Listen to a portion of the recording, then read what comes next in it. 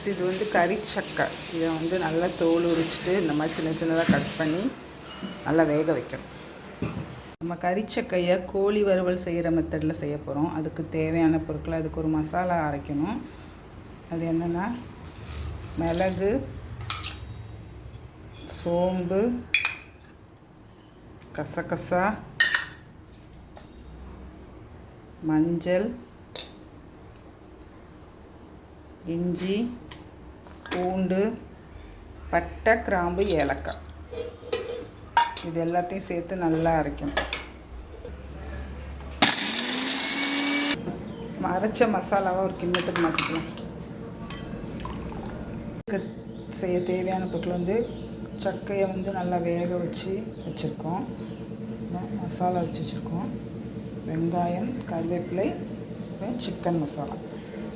வேக வச்ச கறிச்சக்கையில் இந்த அரைச்சி வச்ச மசாலாவை மிக்ஸ் பண்ணிடுங்க.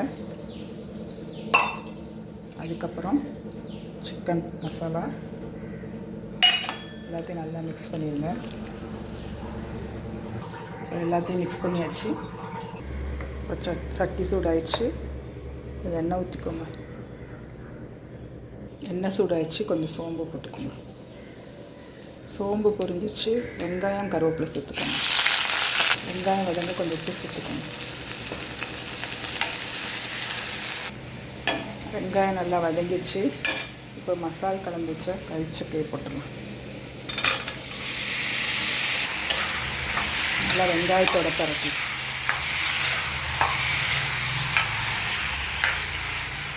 ஏற்கனவே வேக வச்சது தான். லைட்டாக தண்ணி மட்டும் சேர்த்துக்கோங்க மசாலா. இப்போ வறுவலுக்கு தேவையான உப்பு சேர்த்துக்கோங்க. இப்போ மூடி போட்டுருங்க.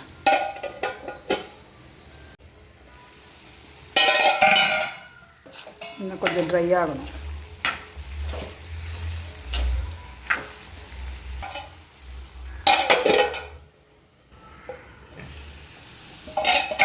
கறிச்சக்கை வறுவல் ரெடி.